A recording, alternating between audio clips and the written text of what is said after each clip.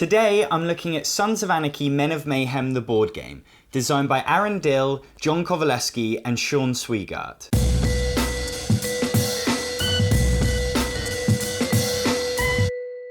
"15 or 20 years ago you'd be forgiven for thinking that a board game about a TV show would be awful. But these days there are many great games inspired by TV series, some even surpassing their source material." Wow. This manual's better written than the TV show. In case you've never heard of it, Sons of Anarchy was a US TV show about a motorcycle gang and its anti-hero Jax Teller, played by a hunky British guy with a slightly dodgy American accent. "I'm Jax Teller. I've lived in charming all my life. Honestly, I have. I'm a really mean American motorcyclist." In Sons of Anarchy Men of Mayhem, you play as one of the biker gangs from the TV show. Either the Mayans, the One-Niners, the Lynn Syndicate, or the Sons of Anarchy. Instead of a board, the game uses tiles which represent locations from the show. You send your gang members to a location to exploit it and get its benefits. "I'm going to Cara Cara to get some cash. Chibs, I need you to go to the Wahiwa reservation to get some guns. The only way I'm going to keep my family safe is by getting deeper into organized crime." "Whatever you say, Jackie boy." There are 3 resources in the game. There's the cutest guns in the world with tiny little anarchy symbols on them. There's these duffel bags which represent contraband and definitely aren't drugs. And then there's the most disturbing, reprehensible resource of them all, money. At the end of the game, the player with the most money wins. "That's why they call me Jax Teller, 'cause I'm making bank. Bank teller, see? That joke only works in America, so I must be American. I'm not British." If your men are on the local Irish pub tile and you pay an order token to exploit it, you can buy up to 4 guns for 1 cash each. "A whiskey and 4 M16s, please." At some locations, like Cara Cara Studios, you can do 2 things. First, you can skim 3 cash. It's a pawn studio. The books aren't the only thing being diddled. Then, if you spend an extra order token, you can sell 1 contraband for 3 cash. "I sold some blow to a porn star. Usually it's the other way around." Of course, this isn't Little House on the Prairie, the board game. You don't just get to sell drugs to porn stars without any competition. "You think you can sell drugs in my town, essay? You loco." Before you get to exploit your location, another gang may choose to move in. Only one gang can exploit a location, because as they say all the time on the TV show, "This porn studio isn't big enough for the both of us, essay." Then you have to decide. Do you run away and take your gang elsewhere, or do you throw down with your rival gang and try and remove them by force? "I have to do this to protect my family." Once a throwdown is called, all players get an opportunity to call for backup. They can play an order token to bring in their men from another location.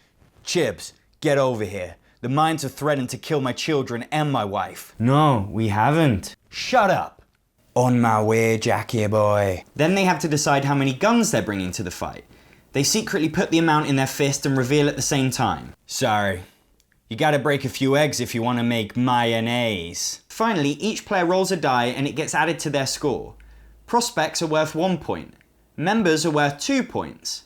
Guns are worth 3 points. The player with the highest score gets an opportunity to exploit the location, and the loser gets sent back to their clubhouse. "See you next time." "Oh, I'm putting it in the calendar. The Mayan calendar. Because your world is coming to an end." But every gun used in a fight sends an opponent's man to the ER.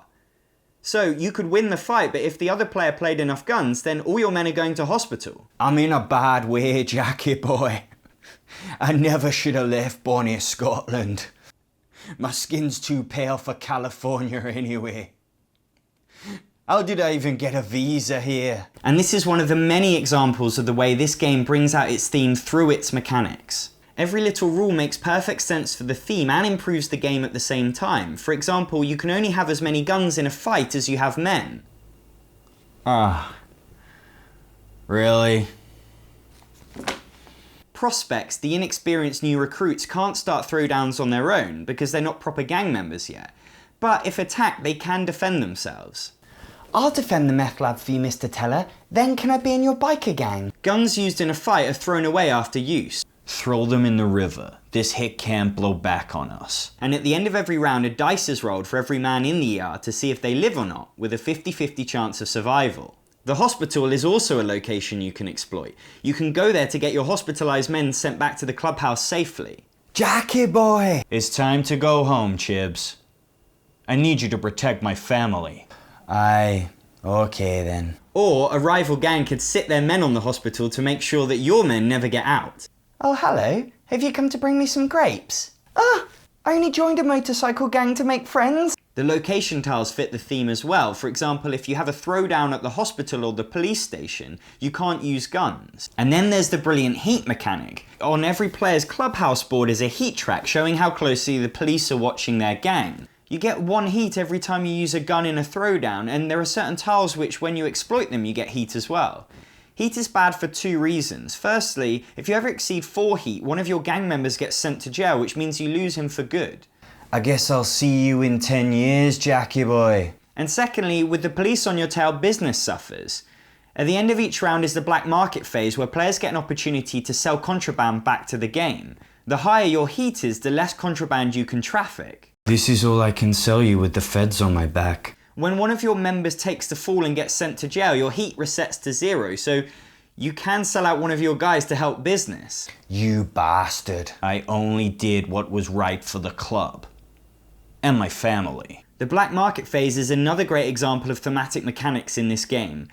Everyone chooses how much contraband they want to sell and puts it in their fist and reveals at the same time. The price that each player receives for their contraband depends on how much total contraband is being sold this round.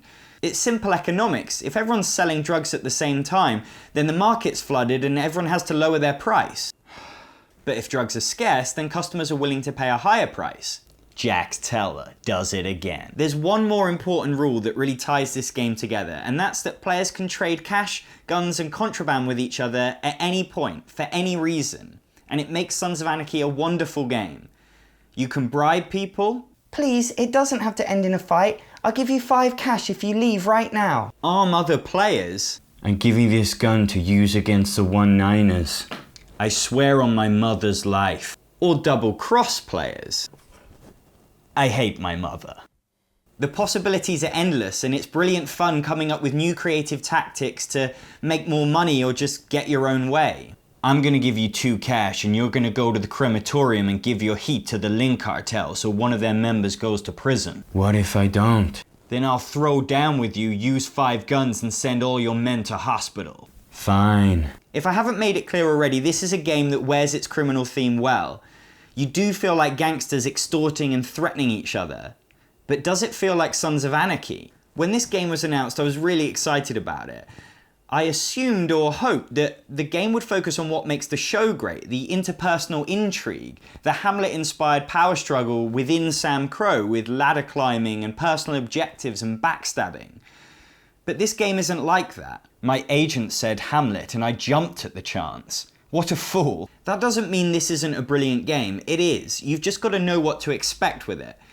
There are some games based on TV series out there that are described as dripping with theme. Cards full of flavor text, overcomplicated mechanics to cram everything in. Sons of Anarchy isn't dripping with theme, but that isn't necessarily a bad thing. You don't get to play as Jax Teller. Really? Oh. And you're not playing cards that reference episodes from the show. But this game is tighter and stronger because of that. The designers have been remarkably restrained in their use of theme. The theme sits at the heart of what is a relatively simple game, rather than weighing it down with unnecessary fluff. It's got cards, standees, minis, and a t-shirt that Captain Adama wore in Season 2. If you're a fan of the show, you will still get a kick out of the location tiles, the Anarchy cards, and the gangs. And crucially, it still feels like you're a biker gang. Yeah! I'm a bad guy. You better listen up, punks, cause Derek's in town. And if you don't care about the TV show, there's still a really neat, well-oiled crime negotiation game here that's easy to grasp and provides a fun thematic experience in a shorter time frame than other games out there. We've finished being criminals, and it's only 8 o'clock. We've still got half an hour until bedtime. There's plenty of variety to the game too. Each gang has its own special power, and every time you play you'll have a different selection of location tiles. There's also the Anarchy deck, which reveals new events for each round. You might get a new opportunity, such as exploiting this card to injure a rival gang member of your choice. The Anarchy deck ensures that no 2 games of Sons of Anarchy are the same. After the success of Spartacus and Firefly, Gale Force 9 have once again proven that they can make a brilliant game out of a TV license. I'm really looking forward to trying their Black Sails game when it comes out. If you'd like to watch more videos like this, please subscribe to my channel. There's a link to the Sons of Anarchy game in the description, as well as links to my Facebook and Twitter, and my new website, Actualol.com. I've been John Perkis, thanks for watching.